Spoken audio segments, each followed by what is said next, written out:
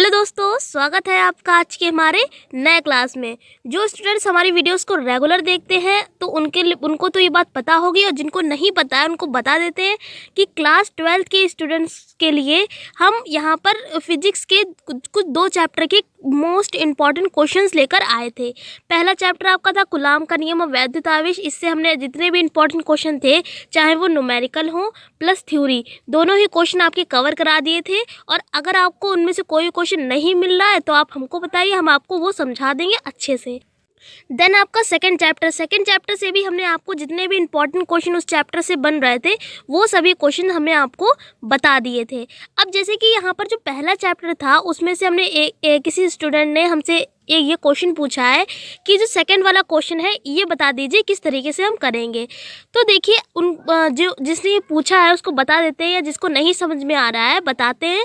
यहाँ पर क्वेश्चन में पूछा जा रहा है कि आवेशों के मध्य लगने वाले विद्युत बल की सहायता से आपको विद्युतशीलता, इसका साइन बना हुआ है, का विमीय समीकरण निकालिए। कुल मिलाकर यहाँ पर पूछा जा रहा है कि जो एप्सिलॉन नॉट है इसकी आपको विमा बतानी है। ठीक है, या तो देखिए अगर 1 नंबर में क्वेश्चन आया तो आप इसको डायरेक्ट भी लिख सकते हैं, जो आपकी एप्सिलॉन की विमा होती है वो आप लिख सकते हैं। यहाँ पर कहा जा रहा है कि विद्युत बल की सहायता से निकालिए, तो विद्युत बल का मतलब क्या होता है? फोर्स होती है। तो आपको यहाँ पर विद्युत बल की सहायता से इसका वीमा निकाल लेंगे। अब यहाँ पर वीमा जो है वो आपने फर्स्ट ईयर क्लास में पढ़ा होगा। ये जो वीमा जो हमारा चैप्टर है ये पूरा हमारा कहाँ पर कंटेंट था? फर्स्ट ईयर क्लास में था। अब कुछ बच्चों को नहीं निकालना आता है तो कोई टेंशन की बात नहीं है, हम आपको बता देते हैं कि आप किस तरीके से वीमा निकालेंगे, और बहुत ज़्यादा आसान तरीका आपको बताएंगे वीमा निकालने का, और वैद्युतशीलता की वीमा भी आपको निकाल कर दिखाएंगे विद्युत बल की सहायता से। अब देखिए यहाँ पर हमने कुछ लिख रखा है, जैसे कि जब भी आप बीमा निकालेंगे यहाँ पर हमने क्या लिख रखा है? एप्सिलॉन की बीमा। लेकिन मोस्टली जैसे कि आप किसी भी चीज़ की भी बीमा निकालेंगे, या फोर्स की निकालेंगे, या आवेश की निकालेंगे, या किसी भी चीज़ की आप बीमा निकालेंगे तब केवल इन चीज़ों का आपका यूज़ होता है। सबसे पहले आपको बता देते हैं, सबसे पहले लिखा है एम को इंग्लिश में बोलते हैं मास। क्या बोलते हैं? मास, इसीलिए लिखते हैं एम से। और हिंदी में बोलते हैं द्रव्यमान, यानी कि द्रव्यमान को इंग्लिश में बोलते हैं मास, इसलिए हम किससे लिखते हैं? एम से लिखते हैं। ठीक है, फिर उसके बाद अगला पॉइंट यहाँ पर देखिए एल लिखा हुआ है। एल का यहाँ पर यूज़ होगा, एल फॉर होता है लेंथ। एल फॉर यहाँ पर क्या होता है? लेंथ। तो लेंथ के लिए आप जैसे अगर कहीं पर आपकी बीमा निकालने के लिए आपको कहीं पे लंबाई मिलेगा, चौड़ाई मिलेगा, ऊंचाई मिलेगा, या दूरी मिलेगा, तो वहाँ पर आप क्या लिखेंगे? एल ही वहाँ पर आप किससे व्यक्त करेंगे बीमा में? एल से ही उसको डिनोट करेंगे। अब यहाँ पर देखिए ए, क्षेत्रफल को इंग्लिश में बोलते हैं एरिया। क्या बोलते हैं? एरिया, इसलिए क्षेत्रफल को हम किससे लिखते हैं? ए से लिखते हैं। फिर उसके बाद समय की बात करें तो समय को इंग्लिश में बोलते हैं टाइम, इसलिए लिखते हैं टी से। ठीक है, तो जब भी आप बीमा निकालेंगे तो बीमा निकालने के लिए इन 4 चीज़ों की आपको ज़रूरत पड़ेगी। तो आप जब भी बीमा निकालेंगे, ज़रूरी नहीं है यहाँ पर केवल हम एप्सिलॉन की बात कर रहे हैं, यहाँ पर हम हर एक उस बीमा की बात कर रहे हैं। जो भी आप बीमा निकालेंगे उसमें केवल इन्हीं चीज़ों का आपका यूज़ होगा। फिर उसके बाद आपको बता देते हैं यहाँ पर अब एप्सिलॉन की आप बीमा कैसे निकालेंगे। पहले आप इतनी चीज़ नोट कर लीजिए कि आप कोई भी अगर आपको बीमा नहीं निकालनी आती है तो आप इस चीज़ को नोट कर लें कि बीमा निकालने के लिए आपको इन 4 चीज़ों की ज़रूरत पड़ेगी, MLTA। ठीक है, और अगर आपको नहीं पता है MLTA क्या है तो हमने वो भी लिख दिया है, आप लिख सकते हैं। चलिए अब बताते हैं आपको एप्सिलॉन की आप बीमा कैसे निकालेंगे। तो देखिए जैसा कि क्वेश्चन में पूछा जा रहा था वैसे ही हमने यहाँ पर हेडिंग डाल ली है, आप भी डाल लें। विद्युत बल की सहायता से एप्सिलॉन का आपको विमीय समीकरण निकालना है। तो सबसे पहले तो आपको विद्युत बल यानी कि आपको बल का फॉर्मूला पता होना चाहिए। तो आपने पढ़ा होगा कूलाम का नियम। कूलाम का नियम क्या होता है? F बराबर 1/4 पाई एप्सिलॉन 0 Q1 Q2 और बटे में R²। ये क्या होता है? हमारा बल का कूलाम का नियम होता है। अब यहाँ पर देखिए F क्या है? F फॉर फोर्स यानी कि बल है यहाँ पर, यानी क्वेश्चन के अकॉर्डिंग यहाँ पर जो बल की सहायता से क्वेश्चन में कहा जा रहा था तो उसके अकॉर्डिंग हम निकाल रहे हैं। तो सबसे पहले आपको ये हेडिंग डाल लेनी है, उसके बाद आपको ये कूलाम का नियम नोट कर लेना है। फिर उसके बाद नेक्स्ट लाइन में आप क्या करेंगे? यहाँ पर देखिए जिसका भी हम मान निकालते हैं, ये बात हम आपको न्यूमेरिकल में बता चुके हैं। कि जिसका भी हमको मान निकालना होता है। अब यहाँ पर देखिए विमीय समीकरण यानी कि इसी का तो मान हमको निकालना है। अब इसका मान निकालना है तो हम इसको बराबर के एक साइड रख लेंगे और बाकी सारी जितनी भी चीज़ें हैं उनको एक साइड रख लेंगे। तो ये देखिए एप्सिलॉन नीचे है तो ये इधर चला जाएगा और एफ कहाँ जाएगा, इसकी जगह ले लेगा। तो देखिए अगली लाइन में हम क्या करते हैं, अब यहाँ पर देखिए हमने आपको नेक्स्ट लाइन में यहाँ पर हमने क्या किया है, एप्सिलॉन को इधर कर लिया है बराबर के और एफ जो था उसको ये नीचे हम ले आए हैं। अब यहाँ से आप इसका जो एप्सिलॉन की विमा है वो आप आसानी से निकाल सकते हैं। अब यहाँ पर देखिए आपको एप्सिलॉन की विमा निकालने के लिए एफ की विमा पता होनी चाहिए यानी कि बल है, यहाँ पर क्यू फॉर आवेश यानी कि आवेश की आपको विमा पता होनी चाहिए और साथ ही साथ आपको आर स्क्वायर यहाँ पर क्या है, दूरी है यानी आपको दूरी की बीमा पता होनी चाहिए। तो सबसे पहले हम आपको ये तीनों की बीमा निकाल कर बता देते हैं, उसके बाद आप जो तीनों की बीमा आएगी वहाँ पर हम यहाँ पर रख देंगे और इसकी सहायता से आपका जो है एप्सिलॉन की बीमा आपकी निकल आएगी। तो सबसे पहले आपको बताते हैं एफ क्यू और आर की बीमा आप कैसे निकालेंगे। आपको सेकंड लाइन तक इतना ही रखना है। अब जो हम आपको बताएंगे एफ क्यू और आर की विमा, वो आप चाहे तो अपने कॉपी के साइड में नोट कर सकते हैं। इसके बाद आप थर्ड लाइन में इसको नोट ना करें क्योंकि इसलिए यहाँ पर जब हम तीनों की वैल्यू आपको निकाल कर दिखा देंगे, तीनों की बीमा आपको जब निकाल कर दिखा देंगे तो जो आपकी थर्ड लाइन है वहाँ पर हम इसका मान रखेंगे केवल बीमा। जैसे कि अगर हम बात करें तो 1/4 जो है ये क्या है, नियतांक है, कांस्टेंट है। कांस्टेंट का मतलब एक नंबर है ना, तो नंबर की कोई बीमा नहीं होती है तो इसको हम ऐसे ही छोड़ देंगे। और अगले स्टेप में इस तरीके से आ जाएगा एप्सिलॉन बराबर यहाँ पर बचेगा 1/f, फिर यहाँ बचेगा क्यू स्क्वायर बटे में आर स्क्वायर। अब यहाँ पर हमने क्यू स्क्वायर क्यों लिखा है, क्योंकि कूलाम के नियम में आपका था Q1 Q2, दो क्यू थे ना, इसलिए हमने Q1 Q2 की जगह पे क्यू स्क्वायर कर लिया है। अब यहाँ पर आपको एफ क्यू और आर की बीमा रखनी है, तो आप कैसे रखेंगे। हम आपको कई क्लासों में ये बात बता चुके हैं कि अगर आपको फॉर्मूला याद है यानी कि सूत्र आपको पता है तो आप बीमा मात्रक और डेफिनीशन बहुत ज़्यादा आसान तरीके से लिख सकते हैं। तो बीमा निकालने के लिए भी आपको फॉर्मूला पता होना चाहिए। जैसे कि बल बराबर होता है द्रव्यमान गुणे में त्वरण होता है। एम क्या है यहाँ पर, द्रव्यमान यानी कि मास, ए है यानी कि यहाँ पर त्वरण, यानी कि बल बराबर क्या होता है, द्रव्यमान गुणे में त्वरण, ये होता है। अगर आप यहाँ पर बीमा निकालेंगे तो हमने आपको बताया था शुरुआत में जब क्लास स्टार्ट हुआ था कि जब भी आप बीमा निकालेंगे तो हमने आपको 4 चीज़ें बताई थी, एक एम एल टी और ए, ये बताया था।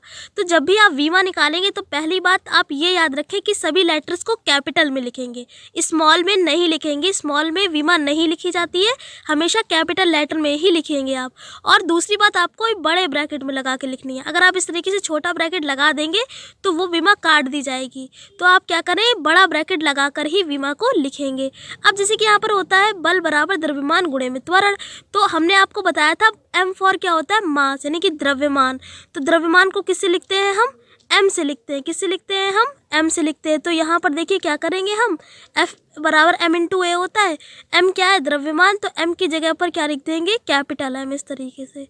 और ए यहाँ पर क्या है, त्वरण, तो त्वरण की विमा होती है एल टी की पावर -2। आपको नहीं याद है तो आप याद कर लीजिए, इसकी भी निकाली जाती है। तो 4 बराबर दूरी बटे समय से, इस तरीके से इसका भी आप फॉर्मूला खोलेंगे त्वरण का, तब आप इसकी भी बीमा निकाल लेंगे। तो आप डायरेक्ट याद कर लीजिए कि आपकी ए की बीमा होती है एल टी की पावर -2, या आप डायरेक्ट याद कर सकते हैं बल की बीमा क्या हो जाएगी। अब आप ये जो गुणे में है आप इसको सब सारा ऐड करके लिख लेंगे तो हो जाएगा एम एल टी की पावर -2। याद कर लीजिए, आपके लिए ज़्यादा अच्छा होगा। एफ की बीमा क्या होती है, एम एल टी की पावर -2, क्या होती है, एम एल टी की पावर -2, और आपको बड़े ब्रैकेट में ही रखना है। अब यहाँ पर हमने आपको बल की बीमा बता दी। अब आप जब विमीय समीकरण जब निकालेंगे एप्सिलॉन का, तो वहाँ पर अब एफ की जगह पर ये आप रख देंगे बीमा।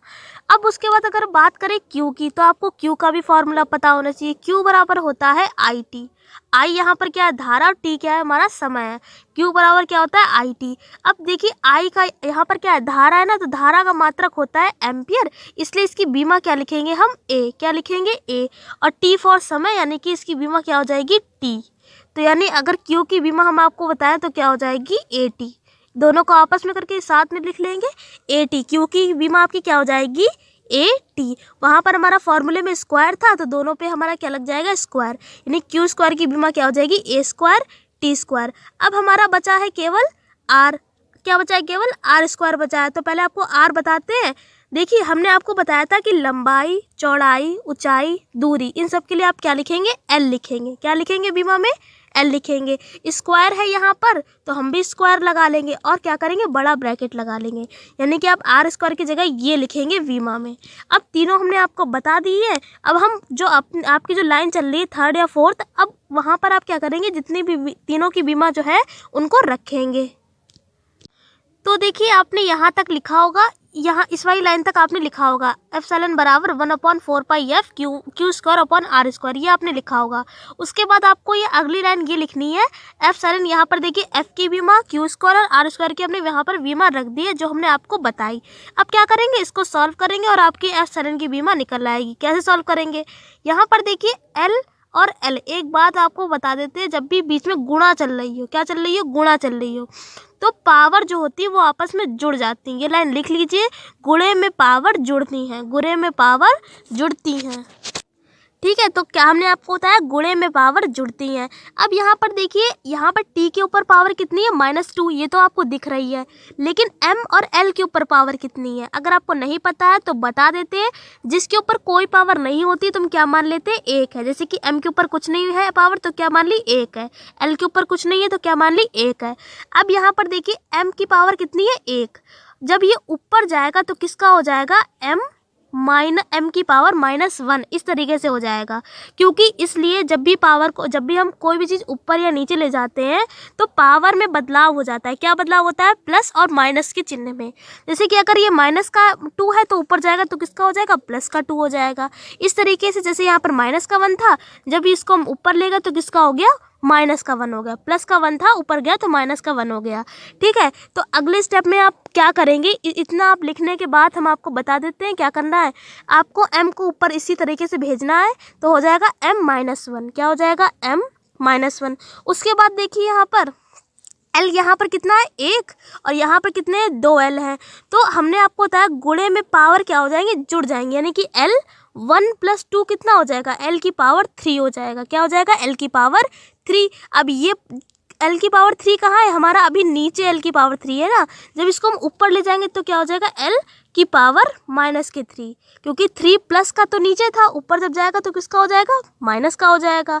ए स्क्वायर जैसा है ऐसे ही रहेगा। उसके बाद देखिए t, यहाँ पर देखिए -2 है, जब ये t ऊपर जाएगा तो किसका हो जाएगा, +2 हो जाएगा। फिर यहाँ पर जुड़ जाएगी पावर, तो t की पावर कितनी हो जाएगी, 4 हो जाएगी।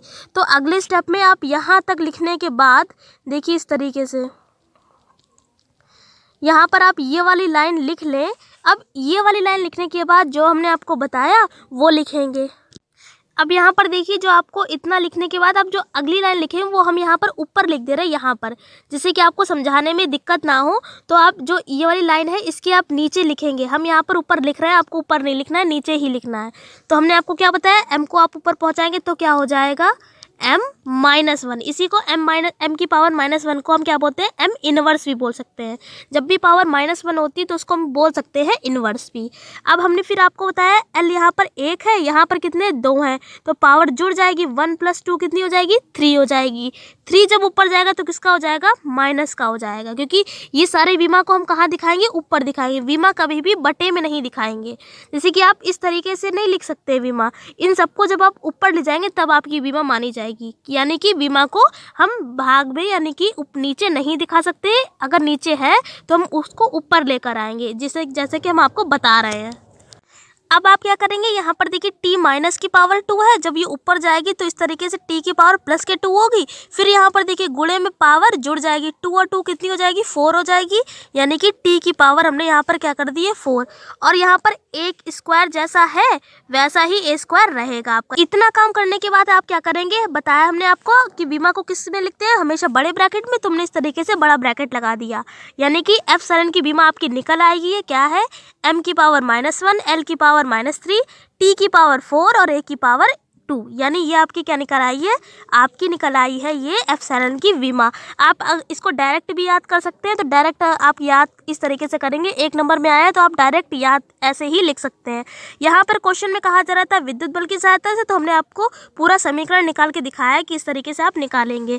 जैसे कि हमने आपको बताया कि आप बल की विमा डायरेक्ट याद कर सकते हैं, क्या होती है mL/-2, और Q बराबर होता है IT, तो उसका हो जाएगा a² d², क्योंकि क्या लिखा था, Q के ऊपर स्क्वायर था, दोनों पर क्या हो जाएगा, स्क्वायर हो जाएगा। फिर हमने कुछ नहीं किया, बस इन सबको हम ऊपर ले गए और आपकी एप्सिलॉन की विमा निकल आई है। उम्मीद करते हैं कि आपको समझ में आ गया होगा, जो आपने क्वेश्चन पूछा था आपको अच्छे से समझा पाए होंगे।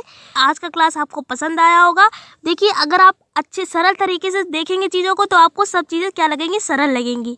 लेकिन अगर आप सोचेंगे कि ये काम कठिन है कठिन है कठिन है, तो आप वो काम नहीं कर सकते। इसलिए आप हर चीज़ों को क्या करें, सरल देखें कि ये भी आपका सरल है। बीमा निकालना बहुत ज़्यादा सरल है, कब, जब आपको फार्मूला पता है और आपका बेसिक क्लियर है तब।